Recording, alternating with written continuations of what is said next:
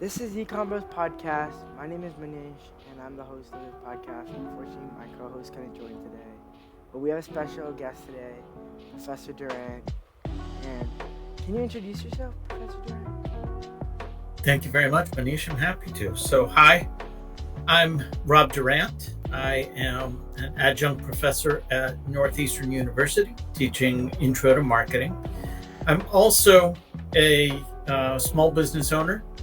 I do sales training consulting for predominantly tech companies, although not exclusively tech companies.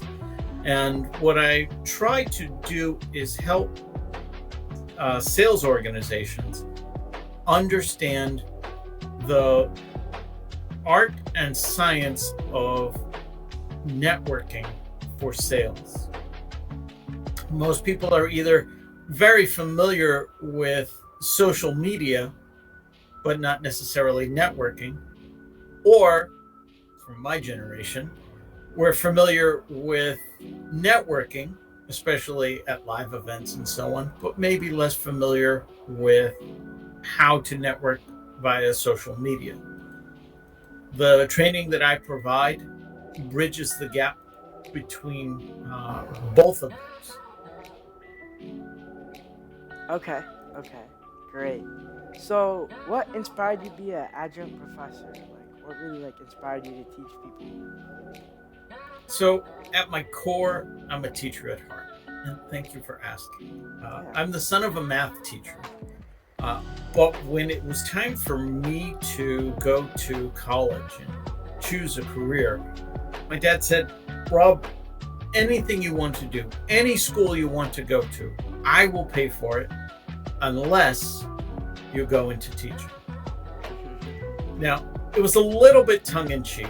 I knew if I really had my heart's desire set on it, he would have supported me in teaching as well. But I looked towards other avenues. I ended up studying business and marketing. But everything I've ever done, I've gravitated towards helping, mentoring, leading, training, teaching. I have done training and teaching in customer service with the Walt Disney Company. There, I learned the art and science of customer service from the company that literally invented the field of customer service. And I did that for about a decade. I came back home to the Boston area and worked for the phone company in a sales job where I learned, for me anyway, the best approach to sales is a customer-centric customer service approach. And I ended up incredibly successful as a seller, as an individual contributor. But true to my nature, I gravitate towards mentoring others, helping others. So I eventually transitioned into sales leadership and then sales training and operations, which is now referred to as sales enablement. I had the opportunity to teach at a local university recently where a friend of mine was teaching, and I thought this is fantastic. I reached out to Northeastern this past summer because I saw they had an opening in the marketing area, and one thing led to another, and now I'm able to do that as well. Yeah, wonderful, great. Yeah. So coming back into the Northeastern side of things, can you describe your teaching approach when it comes to sales and marketing courses at Northeastern? Sure. So, in general, I try to teach through the Socratic method. And I didn't realize I was doing that when I was first starting out. I just was doing that. I've since come to learn there's a term for it. So, Socratic teaching, at least my understanding of Socratic teaching, is not having the answers, but it's having the questions. So, I know where we want to go in terms of a particular lesson. What I want to do is draw out from my students a discussion around that lesson. I want to understand from them their thoughts on it. And I do that through questioning. As I ask questions and they give answers, and then I develop other questions based on that. Eventually, we walk down this path of discovery together where it's not me simply speaking at them. Because how would I know what they do and do not know? How could I possibly tell them what they need to know when it's quite likely they already know some of these things? So that's how I approach it in general. I also approach it, at least I believe, very laid back, casual way, especially at the college level. I believe there's a sense of maturity there and personal responsibility and sense of knowledge for the sake of knowledge, not knowledge for the sake of, well, I need to do it well on this test so that I can get a good grade, so that I can get into a good college. They're already in a good college. Now it's, I need to learn these things so that I can apply these things when I'm in the world of work. So that's my approach towards it. I want to make sure that first and foremost, learning takes place. Okay. Yeah, so this leads to my next question. I know like Northeastern is a co-op program. They have a really good co-op program. So how does this like approach the co-op program in sales? Ideally, like, do you make them prepared for co-op for sales? Sales, not specifically, no. Okay. This class that I'm teaching this semester, for example, is an intro to marketing. Now, for many marketing students, their first job out of college may end up being a sales job. But what I'm trying to do is prepare them for marketing specific. And I love the co-op program. I've also taught at the high school level, and I have children who are college age. Some of them actually go to Northeastern or went to Northeastern. Some of them don't. And what I've said to all of my children is, I don't care whether you go to Northeastern or any other school. What I want you to do is take advantage of the time that you're there. Do internships, do co-ops, get outside experience. And the reason I suggest that for them is, if, for example, you have two students who started school this year in 2023, then under a 4-year plan, they would expect to graduate in 2028. The co-op student is going to graduate in 2029 because it takes 5 years to complete a 4-year degree and complete co-ops. Many students think, oh, I'm going to be a year behind. Or they think, oh, I'm going to have to pay for an extra year of college. It's actually wrong on both fronts.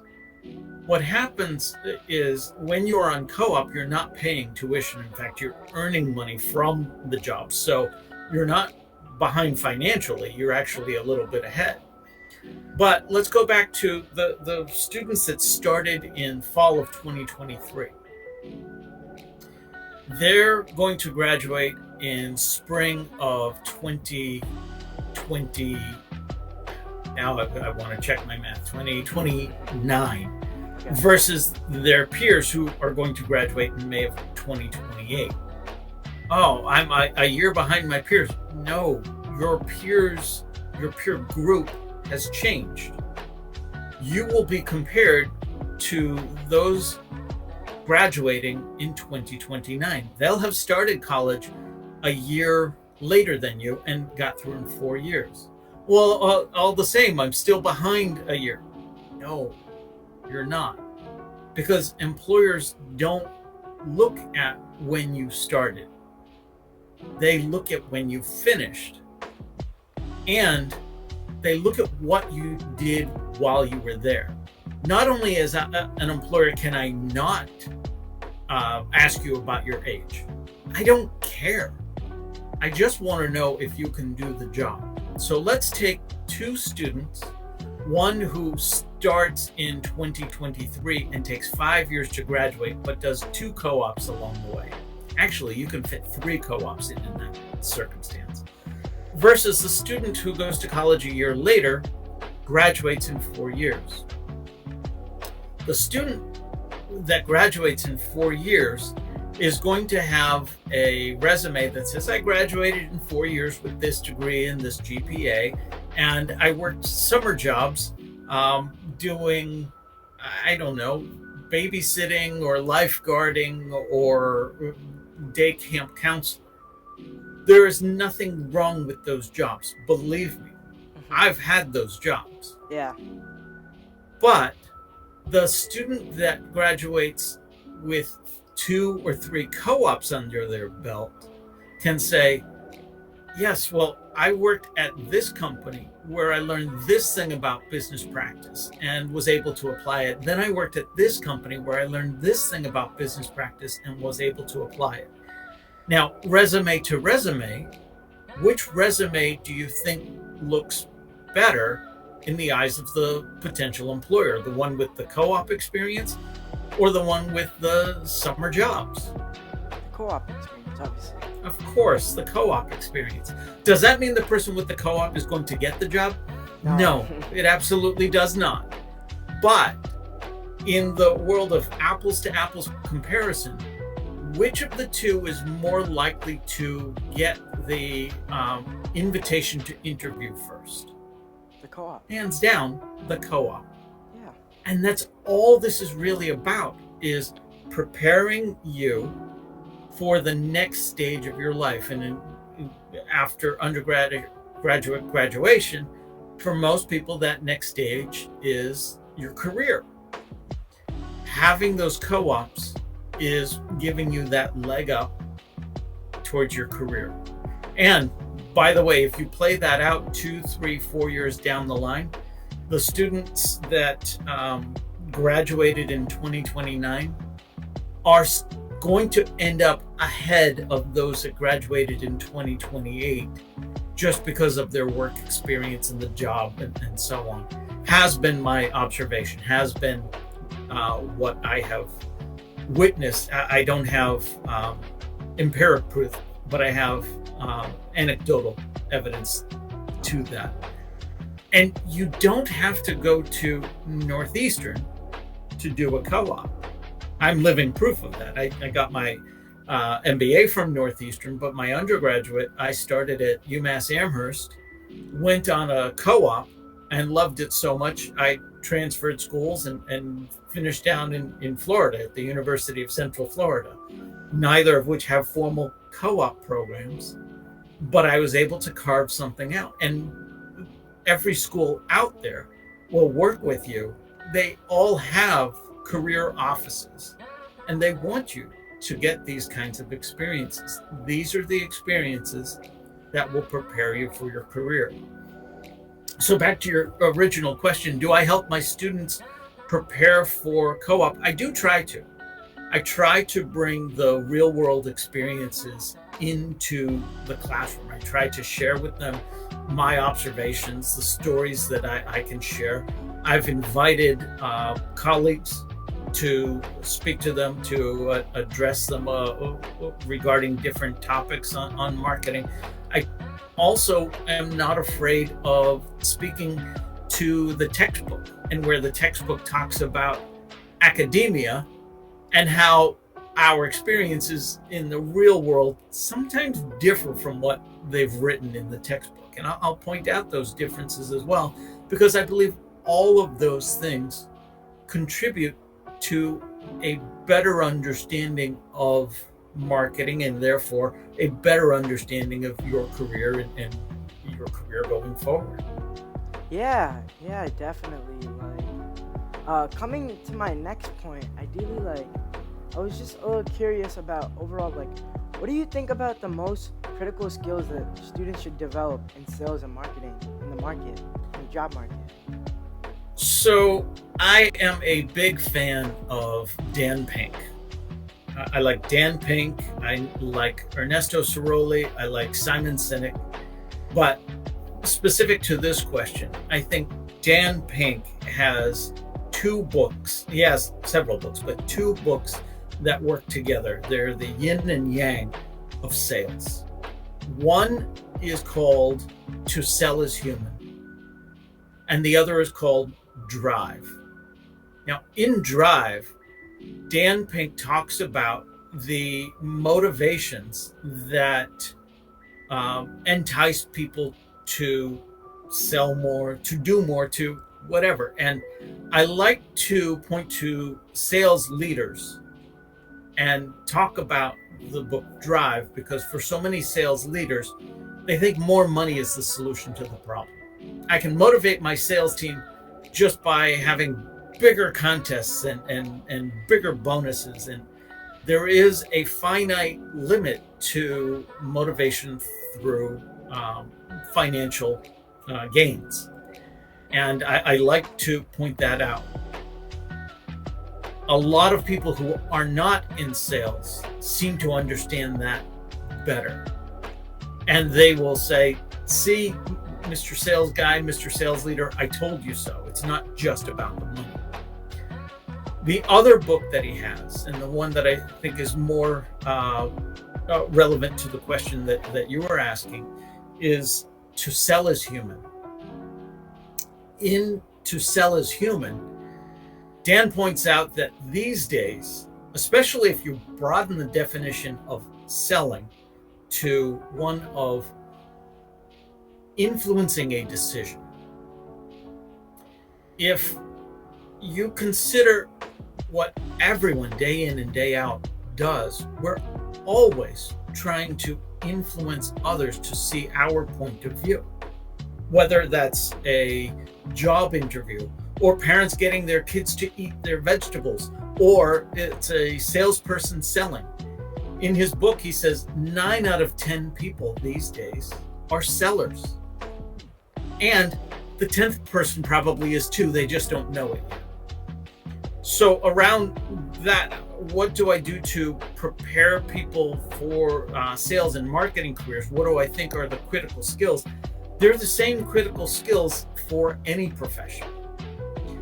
When I started with my first startup, I said to the VP of sales, there are 4 critical areas that I believe our team needs to master to be effective at this job. They need to understand our company's solution. They need to understand our company's systems. What's our phone system like? What's our email system like? What's our CRM system like? And we had training in place to teach those 2 things. We could have done better, but there was something there. The other 2 areas that are critically important for sales, but are also critically important for just about any other profession, are communication skills and sales skills. Whether you're in sales or not, you're going to need to influence the decisions of others. Whether that's just the job interview, or asking your boss for a raise, or proving your worth in a role that you deserve a promotion, or whatever the case may be, you're going to need to influence others. And you're going to need strong communication skills to do that. I tell my students, business writing is very different from the English composition class that you just finished in high school. In English composition class, we want you to have opulently verbose prose. We want you to expound upon ideas ad nauseum. Why write a 3-page paper when a 10-page paper will do? In business writing, it's the exact opposite. Don't give me a paragraph when you can give me bullet points. Don't give me bullet points when you can give me a tweet. Marketing is the same. You need to be able to convey complex ideas succinctly and effectively. Very different sets of writing skills, and you need to be adept at all of them. And that's just the writing portion of it. Then there's the speaking and communication skills around that, and public speaking. Most people are still afraid of public speaking. Believe me, I get it.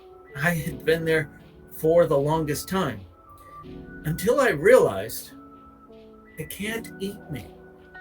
They cannot do anything other than stop listening. And if they stop listening, that's okay too. But it's not as bad as I had made it out in my mind. So get comfortable with public speaking as part of your communication skills too. Okay. Okay. Yeah, so I also had a question about what advice do you give to students who are inspired to build careers in sales or marketing? Well, whether it's careers in sales or marketing or any other career, this actually kind of points back to the co-op, but try it before you buy it. If you can get an opportunity to experience what a day in the life is, shadow somebody in a particular role, do that. If you can get even more experience, a 3-week internship over the winter break, do it. If you can get a 6-month co-op, absolutely do it.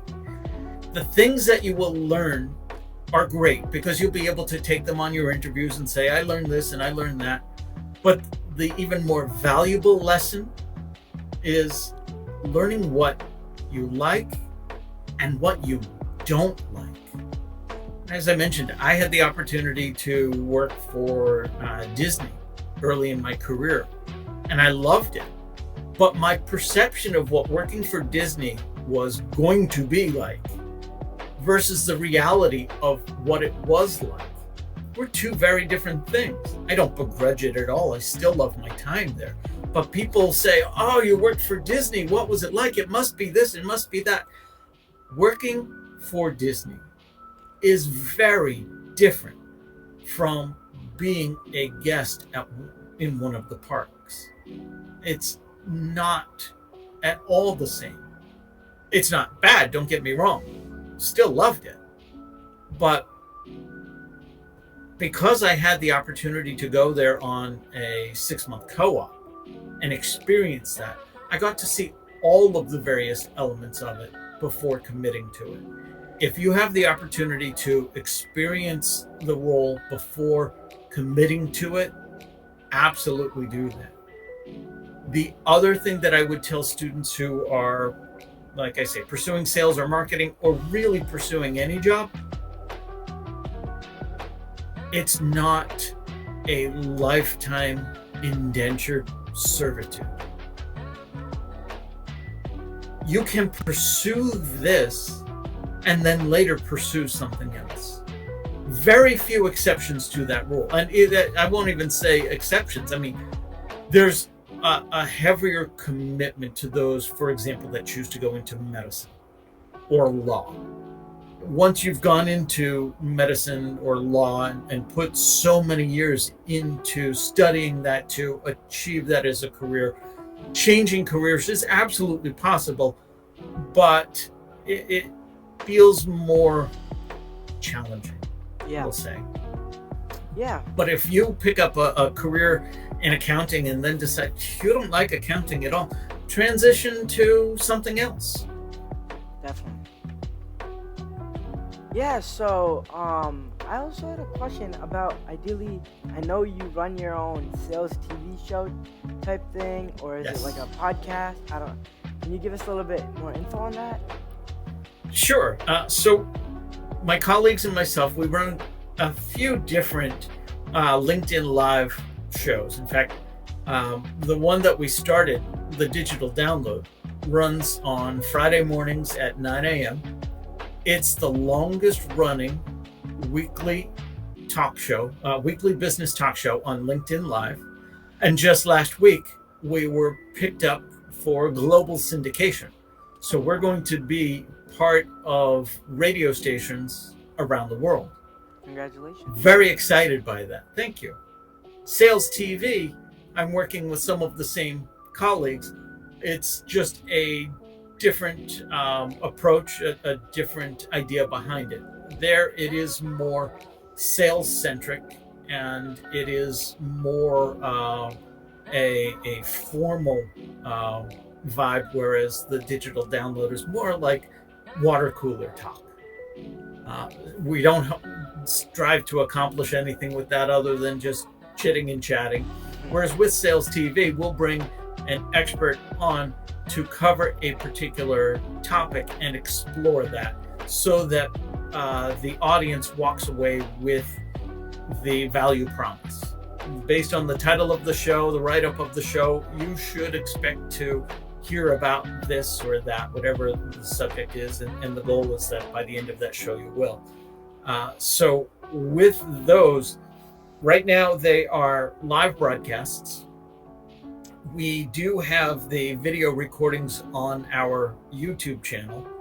We're in the process of converting them into podcasts as well. Oh, okay, very nice. Blogs and social shares, the Twitter feeds and things of that nature. So it's really just wherever the audience or potential audience is to engage in the ideas that we're trying to share. That's where we want to have a presence. Very nice. Cool. So, ideally, like what's your overall topic? I know you said you bring on people, you chat with people in sales. So ideally, is it you chat about example, what specifically overall is the theme? Is it sales or marketing? Sales TV is generally sales centric. Okay. I have run an offshoot, Sales TV Marketing Edition. It's a limited series, and that's actually being broadcast live from my classroom. So I'll have a marketing expert and myself exchanging ideas back and forth live in front of my, as well as the live broadcast. Oh. So there we are more focused on the marketing elements of sales, because especially according to academia, sales is just a subset of marketing. Now, in the real world, sales is not an offshoot of marketing. Sales is its own independent part of the organization, but that's what we explore in the Sales TV Live Marketing Edition.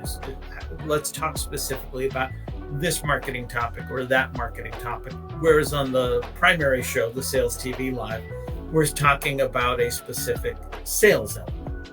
Yeah.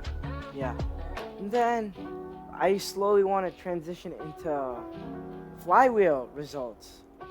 Sure. So can you give us a little bit of background on flywheel result and ideally how you're going about it?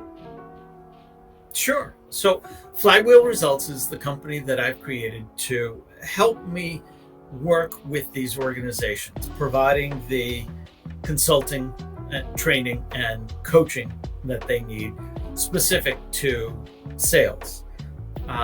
There are a couple of different things that I'll offer. I do work with, for example,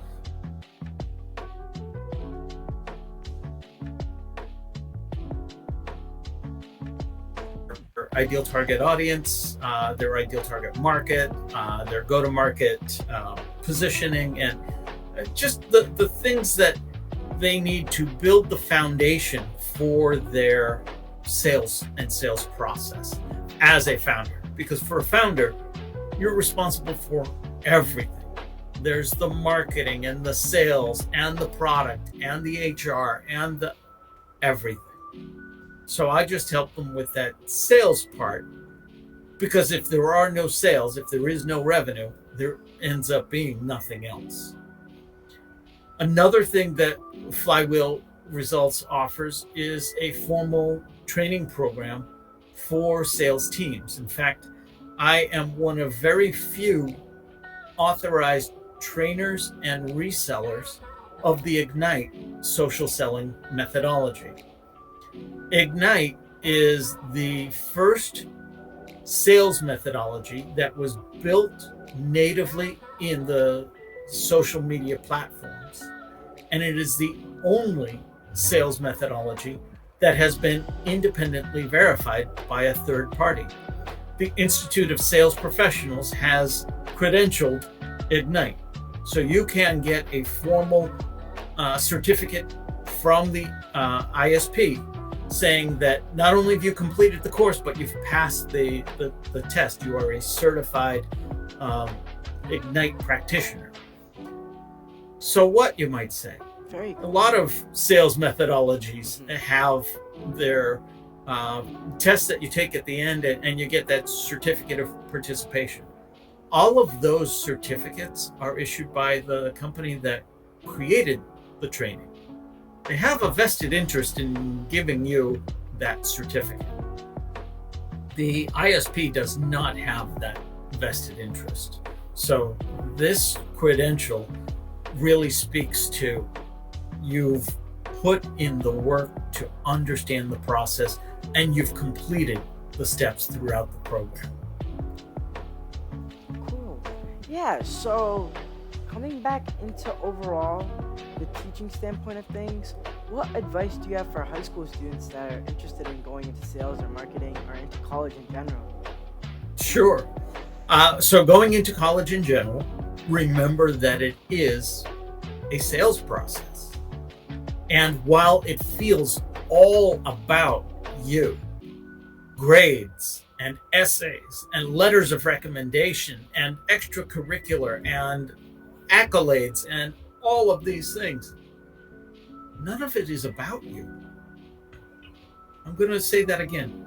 While it feels all about you, none of it is about you. It's about the schools that you're applying to. Why would they want a student like you? Why do colleges want this student over another student? So let me ask you, Manish, what are your thoughts on that? Why does a college choose one student over another? Basically what I think on like why a college student is one student over another is because ideally I think they go off like basically your grades number one, and then they go off like your experiences. So I believe like they're gonna choose a student because maybe they viewed the college a lot, they have more experience inside the college, and they have like insights with the admissions team. I would rather pick that type of student than a student that doesn't know anything about the college, right? I think you're onto something there, because imagine both students applying have 4.0 GPAs. Yeah. Both students have equivalent extracurricular. Both students have SAT scores that are at least in the same range, if not identical. What sets them apart? Well, one has expressed an interest in attending college. The other has expressed interest in attending this college. You can apply to 12 different schools if you want, but why? Choose the college you really want to go to. Choose 1, 2, maybe 3 others that would do equally well for you, and show them that you're interested in them and why you're interested in them, not why you're interested in college. The same goes for sales in general. People are more interested in themselves than they could ever be interested in your product or your company. That's just human nature. So talk to them about them. Coming back to the school aspect of it, why would you want to go to Northeastern? Why would you want to go to Emerson? Why would you want to go to Syracuse? And in your essays, in your interviews, in your visits, whether they be live on campus or virtual, speak to what sets that school apart for you. And that's where you enter into that conversation. So if, for example, the thing that attracted you to, let's say, Syracuse University was you could study a particular field that is not offered everywhere. Yeah, the major is offered at a few places, but not everywhere. You speak to that as part of your application process. And you speak to why Syracuse's execution of that fits with your goals and your college plans. See the subtle difference there? Yes, I do. Why else do you think that they pick the students that they do? I think it's just because, like, ideally they pick the students ideally through their experiences and all like that I said, and the one that shows more passion in whatever they want to do. Example, like, I'm really interested in finance, so if, like, I show my interest in finance the college and start speaking with professors, start to, like, engage in their environment, I feel like that's another really good way for you to get a head start into that college. Absolutely. Colleges don't think in 4-year terms. They think in generational terms. They think in terms of legacy. So if Manish applies to my school and is looking to study finance, my thoughts are, how well will he represent my school in the field of finance 10 years from now, 20 years from now, beyond? Do I think he'll stick with finance? Do I think he'll stick with our school? Do I think that he has the makeup to meet the expectations that we know of our students? And if those things are aligned, then they're absolutely going to want to have you be a part of their community. Because that's what they're doing. The college's admissions is really about admitting you into their community. And they want to do that with people who want to be a part of their community, not simply a community. Yeah, definitely. I totally agree. And one last question is, what advice or what, like, piece of resource would you give for high school students that want to get an early start in marketing, sales, anything like that? Like, is there any, like, videos we need to watch or, like, something to give them a boost in their application? I don't know of any videos that I could recommend. I can tell you, well, Nike put it best, just do it. My son, 5 or 6 years ago, had built up an Instagram following based on an area of interest of his and was learning the ins and outs of Instagram. And now, while that is just one hyper-specific example of marketing, which even social media marketing expands well beyond that, he was able to point to that and speak to that.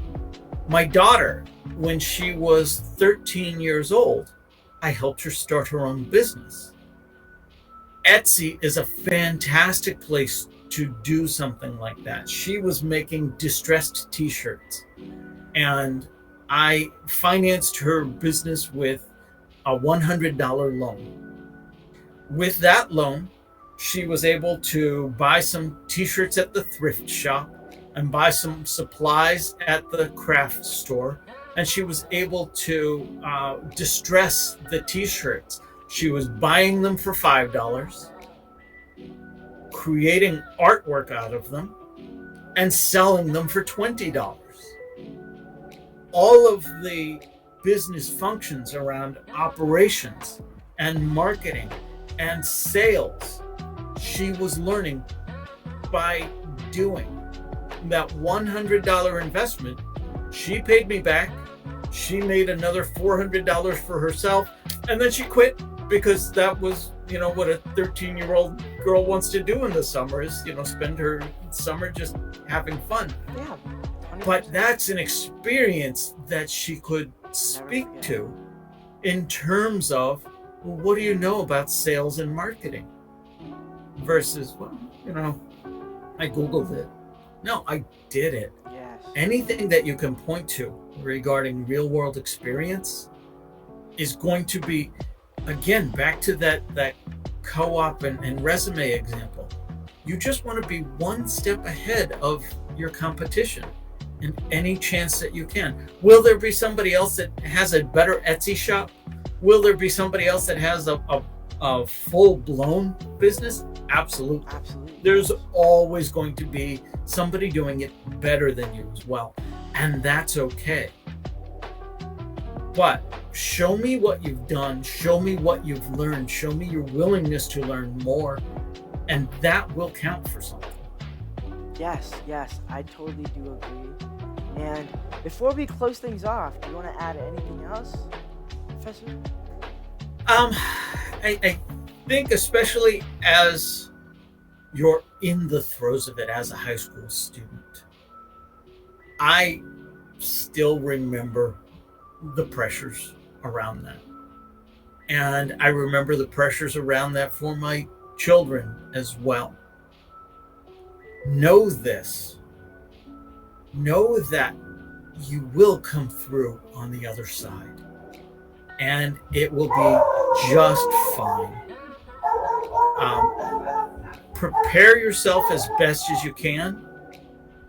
And then just roll with it. Okay. Yeah, great.